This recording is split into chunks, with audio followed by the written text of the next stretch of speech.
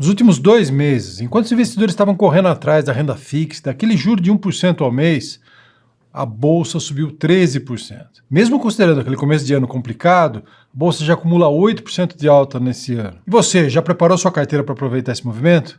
Então vem ver como é que está a nossa carteira recomendada de ações.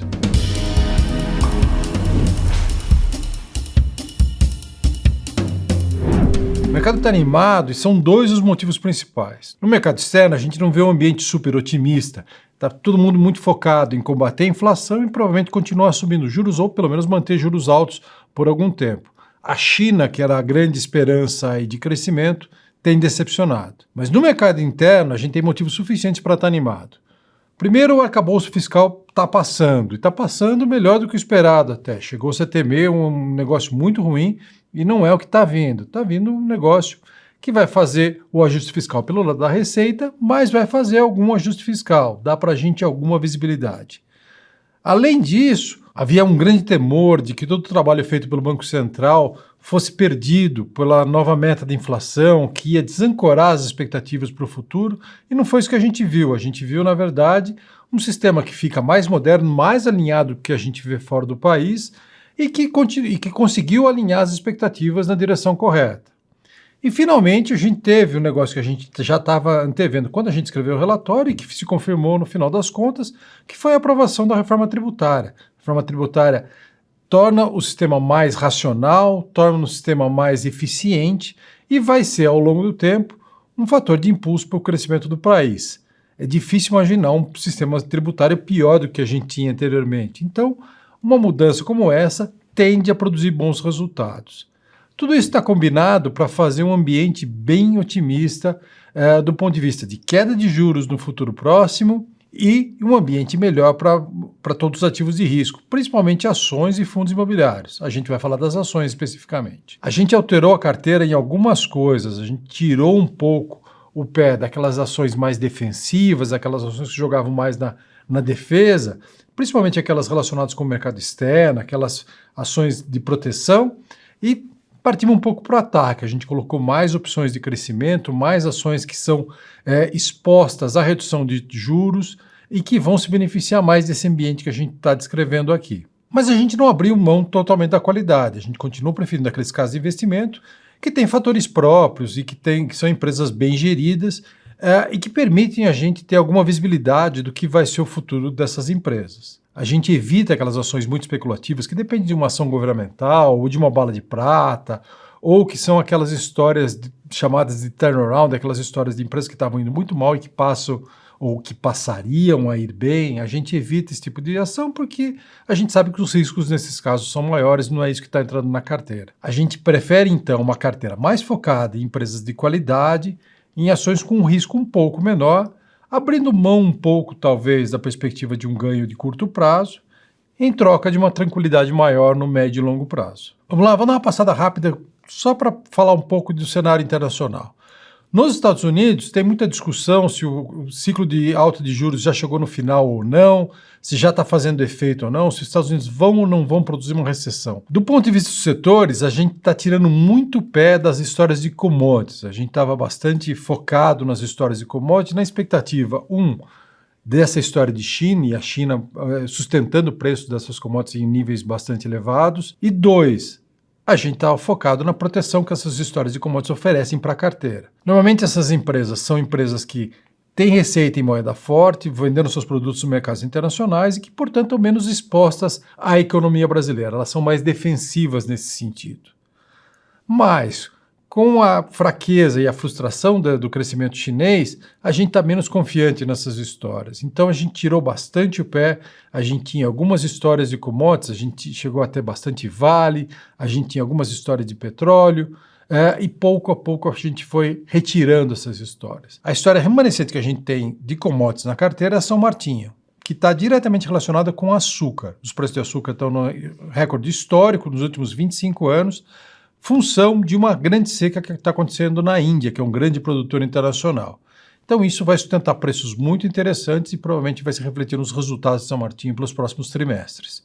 É isso que a gente está apostando e essa é a aposta remanescente que a gente tem no mercado de commodities na nossa carteira. Na parte industrial, a gente está bastante cauteloso ainda com as autopeças. A gente acha que o mercado interno vai continuar fraco, a gente está vendo as montadoras com dificuldades de demanda e de produção e a gente não vê nenhuma mudança nesse cenário. A saída normal para essas empresas seria pela exportação, só que os mercados destinos também estão desaquecendo. Estados Unidos e Europa estão diminuindo produção. Então, provavelmente, a gente vai ver essas empresas com um cenário bastante complicado nos próximos meses. Mesmo as outras industriais que chegavam a oferecer uma defesa muito boa para a carteira em alguns meses no passado, a gente está eliminando, a gente não vê como interessante nesse momento. Na parte de financeiras, a gente continua preferindo o Itaú como o grande banco, o banco mais eficiente do setor entre os grandes, entre os 4 grandes, e continua sendo a nossa preferência. A gente chegou a cogitar algumas outras possibilidades, mas a gente prefere ficar no Itaú, dado que a gente está em julho, é o mês onde recomeçam os resultados, e a gente continua razoavelmente preocupado com algumas das provisões que esses bancos terão que fazer no futuro próximo. A gente acha que Itaú é a opção entre os grandes bancos que vai negociar melhor esse ambiente que a gente vai ter nos próximos meses, de final do ciclo de juros e começo da retomada do consumo no Brasil. Entre os não bancos, as financeiras não bancos, a gente continua preferindo B3. B3 é o destino preferencial do investidor estrangeiro. O investidor estrangeiro quer entrar e quer ter uma exposição, ele vai buscar uma ação grande, líquida e que seja diretamente beneficiada pela queda de juros. B3 é essa a nossa aposta. Na parte de utilities, a gente não tem nenhuma história interessante. A gente acha que as histórias do setor elétrico são normalmente bastante defensivas, elas tendem a oferecer proteção contra variações do ciclo, não é o que a gente está buscando nesse instante. E a história que a gente gostou durante muito tempo de Eletrobras, que é uma história de ganho de eficiência no pós-privatização, a gente acha que vai demorar um pouco mais ainda. E na parte de telecom, a gente acha que existem algumas histórias bastante interessantes, principalmente nos provedores de internet, mas o problema é que essas são empresas de liquidez muito, muito baixa. A gente não consegue ter certeza de que o que a gente vê de valor lá vai se transferir para os preços rapidamente. Então a gente está preferindo, nesse momento, aguardar um pouco mais para ter um pouco mais de clareza do ambiente, ter um pouquinho mais de certeza desse ciclo. Mas são histórias que estão dando bastante certo. No setor de transportes, a gente continua bastante cauteloso com as empresas aéreas. As empresas aéreas se beneficiaram demais com o suporte que foi dado pelos credores. E nesse tipo de ambiente onde você tem a queda de juros, são empresas tão alavancadas, elas tendem a se beneficiar sim. Mas os riscos continuam presentes. A gente vê riscos, por exemplo, no preço do petróleo, que pode oscilar rapidamente e deixar essas empresas em uma situação complicada. E a gente continua vendo uma demanda ainda fraca por algum tempo. Então, são histórias que a gente acha que tem que ser bastante cauteloso. No setor de transporte, os 2 subsetores preferidos pela gente são logística e locação.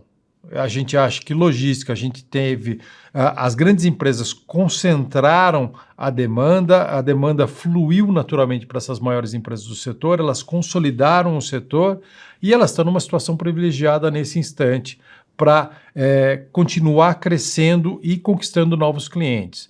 Num cenário de queda de juros, elas serão beneficiadas. No setor de locação, da mesma forma, a gente acha que a queda de juros melhora o ambiente de negócios para essas empresas. Elas são empresas, o modelo de negócio dessas empresas é um modelo de negócios alavancado, então ela diminui bastante o risco financeiro dessas empresas. A gente está bastante animado com o setor de locação e uma das apostas que a gente fez foi em Vamos. No setor de consumo, a gente está preferindo o consumo básico ao discricionário. A gente colocou 2 opções de cada um deles na carteira. Mas, claramente, nesse ambiente de juros em queda, essas são empresas que vão se beneficiar e vão se beneficiar diretamente. Tá? O ambiente fica melhor para elas. São empresas que a gente chama de duration longo. Significa, o crescimento está lá na frente, são empresas de alto crescimento e o crescimento está vários anos na frente.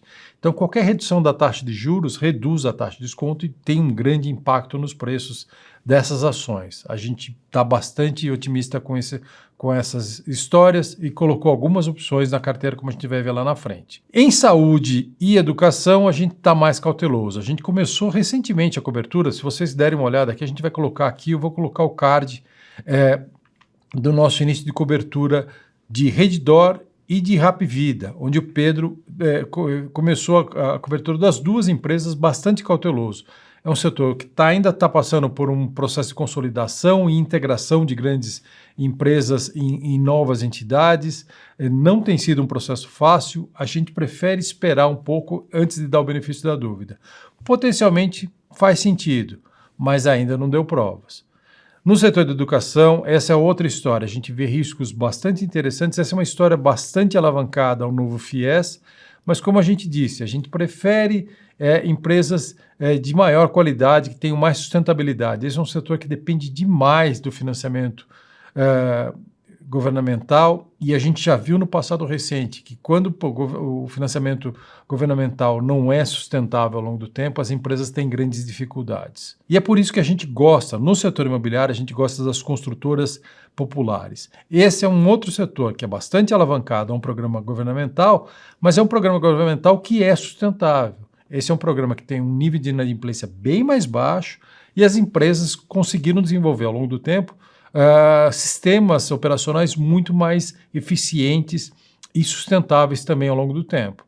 Então a gente continua preferindo direcional, a gente continua gostando da história de construção popular, a gente continua gostando daquelas histórias que são alavancadas ao Minha Casa Minha Vida.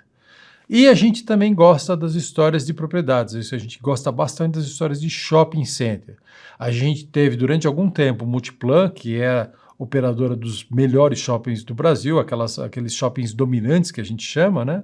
E a gente agora está buscando com a Aliança Sonae aquelas histórias de shoppings não tão dominantes assim e que são o segundo passo nesse processo de recuperação. A primeira recuperação aconteceu pelos shoppings dominantes e agora a gente vê pouco a pouco os outros shoppings também alcançando, o movimento crescendo, se aproximando dos níveis que a gente tinha antes da pandemia, e a Aliança Sonae tem todo um processo de combinação de negócios de Aliança Sonae com BR Malls e modificação do portfólio que faz muito sentido, é uma história que a gente gosta bastante.